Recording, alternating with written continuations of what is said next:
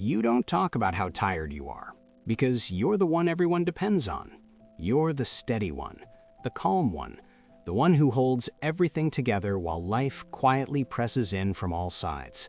You carry other people's worries in the small, unnoticed spaces of your day, in pauses between conversations, in moments when no one is watching, and sometimes a quiet thought passes through you. If I stopped being strong, would anyone even notice? You wake up already thinking about others. Before your feet touch the ground, your mind is moving, planning, anticipating, preparing. What needs to be done? Who needs support? What problems might come up today? You show up, you listen, you reassure, and from the outside, you seem fine.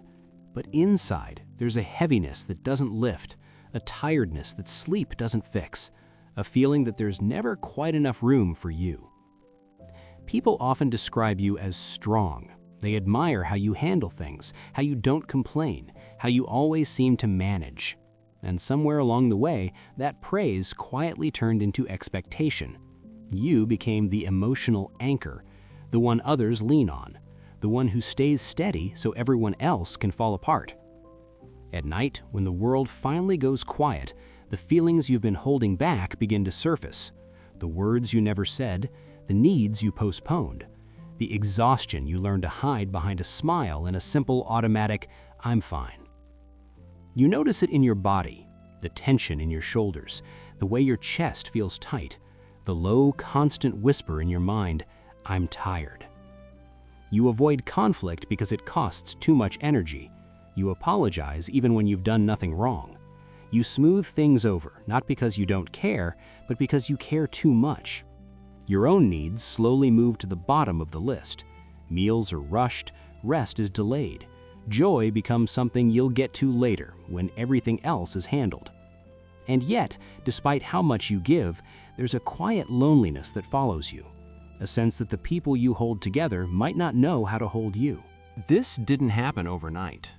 For many women, being strong wasn't a choice. It was something you grew into slowly. Sometimes because others needed you. Sometimes because there wasn't space for your vulnerability. Sometimes because being capable, calm, and emotionally aware made life safer. You learned early that your awareness mattered, that noticing moods, tension, and emotional shifts could prevent conflict, could keep things stable, could protect you or the people you loved. So you adapted. You became observant, empathic, careful. You learned to read the room before speaking, to carry emotions quietly instead of expressing them. Over time, this emotional attunement started to feel like who you are, almost like intelligence, almost like responsibility. And in many ways, it is. This isn't weakness, it's a survival skill. A skill that kept relationships intact. A skill that made others feel safe. A skill that earned you trust, admiration, and reliance. But here's the part few people talk about. Holding this much for this long comes at a price. Emotional exhaustion doesn't always look dramatic. Sometimes it looks like numbness. Sometimes like irritability you don't recognize. Sometimes like feeling disconnected from yourself because there's never been time to check in. You might feel lonely even in relationships that are loving, not because you aren't cared for, but because you are always the caretaker. You're the one who listens, the one who understands, the one who absorbs, but you rarely get to be held in return. There can be moments of quiet anger, moments when tears come unexpectedly when no one is around, moments when you grieve the version of yourself that never got to rest, never got to be messy, never got to need as much as she gave. The hardest part isn't just that you're tired, it's that you've learned, slowly, subtly, to believe your needs come last. That belief doesn't feel like a thought, it feels like reality, and that's why it's so heavy. Nothing about this means you are broken. You are not weak for feeling this way. You are not failing. You are responding exactly as a human would after years of carrying emotional responsibility.